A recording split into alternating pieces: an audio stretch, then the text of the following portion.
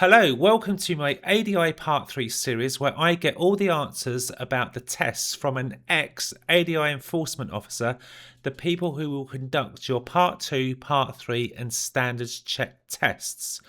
I've put 16 of the most burning questions that both PDIs and ADIs ask about the test, and in this video I ask the question, how do I start the lesson? So PDIs are often asking how they start that lesson, what do they say, how long have they got, stuff like that. Let's get into it.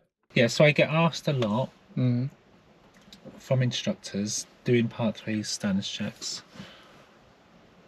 How do I start the lesson? What do I state at the start of a lesson so I'm client-centered? Set some goals, that kind of so you're talking about in the briefing, aren't you? Yeah, there's two ways to answer it, because usually there's two ways to start a lesson. There's either you'd have already told the exam before you even got in the car, I'm halfway through a lesson, and in that case, when they said the spiel about the learner, they probably said, we've already had the briefing, we've already been out for a while, we've already found out the problem, we've already agreed a level, you are literally hopping in. And in that case, I would sit in the back, the instructor would get in, the instructor would turn to the people and say, so you're still happy with doing what we were doing?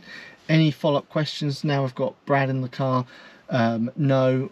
Do you want to make sure he's got his seatbelt and things on? Yeah, he has.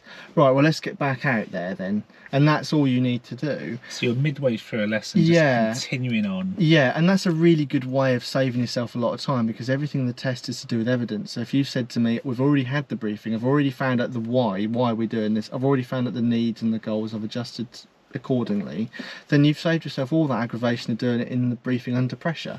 And I get to see you on the road quicker, which is helpful. So that would be your sort of recommendation, to go with that approach?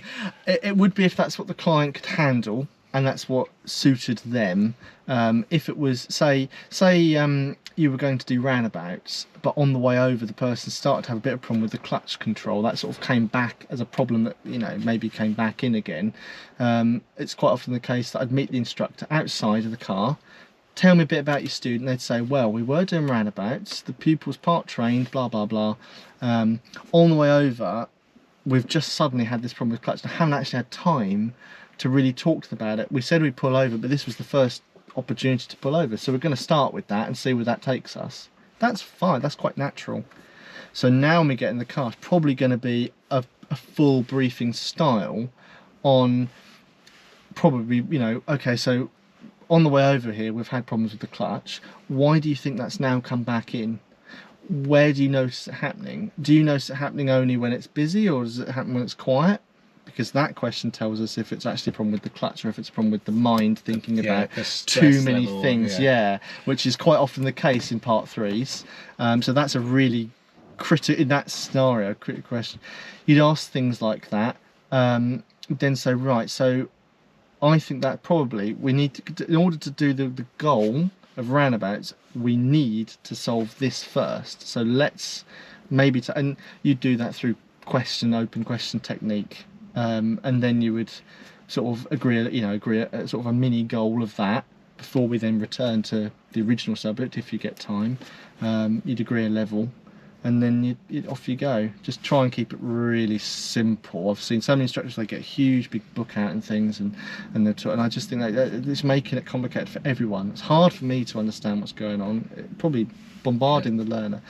And it is important to add, I get that question a lot, am I allowed to write things down, or am I allowed to have it on me? Yes is the answer. You can. I've had it where people have had sort of an iPad and they've sort of pre-thought of some opening. Why do you struggle with this? What do you want to do today? Where do you think you are out of 10 if you use scaling? And that prompts the learner. You can do that in a book form as well. It's not recommended if you have maybe a book or an item with questions written down specifically for the person. The person, has a very specific answer they need to give you. That's a little bit more hard to showcase. If I said to you, what would you like to do today with roundabouts, and you gave me an answer, and I said, okay, so what do you know about blockers? But then you said to me, oh, I know a lot about blockers, and that then killed the rest of my question. That then puts you on the back foot. So that's so not like a scripted no thing. there's no legality in you not, you know, you can do that currently, but it's you know, you're trying to show learning, and that, you know, if we followed a script, if they have got their folder and their pens and all that, that's for fine. the briefing. But what would you expect when they get moving? If it's if it's a PDI, usually they have a little file or something, or maybe they've had a whiteboard in the middle, but that needs to be tucked away in such a way. The way you want to think about it is there needs to be nothing in the way that interferes your ability to get to that pedal or get to the controls. So you don't want things spilling out from the tucked away. I mean, it could be wedged in the seat, it could be in the door bin backs, wherever you want to put it. But as long as if the car suddenly stopped, it doesn't all shoot out under your feet. That's what we're not after. You don't want a pen in your hand and have to grab the wheel. No, and stab your people. I've had a few people where we have had a risk fail issued, and part of my, not my whole, I'm not hanging my hat on all of it, but I have had people, obviously most people are right hand, they have the pen in the hand, they'll go to grab the wheel, and as they do, the pen will then fall over there, that will then go on the pedal well, and I think, oh god. And at that point I say, can we just pull over a second, because that, we just need to find that, because that's now going to be under the, and I just, let's prevent it. And that's quite common, I've seen that loads of times. So that whatever you have in the briefing, whatever you want to do, post-it notes, I've had people, you know, all sorts of things, fine, but when you're moving, that kind of needs to be put away. Control. Yeah, you mean, you can have, I've seen people have post-it notes on the dash, that's fine, but again, now I'm thinking more of airbag. I'm gonna cough. What about, a lot of people ask during the lesson, can they make notes if there's a thing they've seen, they just want to make a note, writing things down?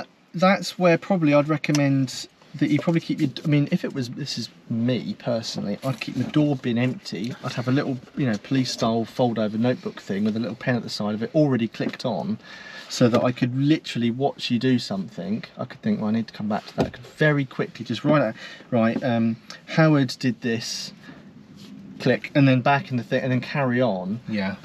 If that's how and then when I pull you over, I've then got that, I can have a look. But ideally it's brilliant if you could just try to remember things. And one question I get a lot is when people say, well, what if there's so many things happening?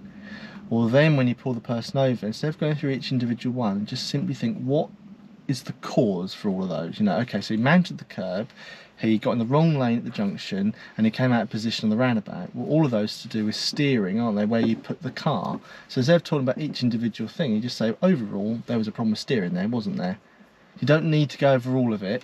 Yeah, and that saves so much time. And for me, that now shows me that you know, you've kind of been able to see through it all and work it out. Yeah. Very good.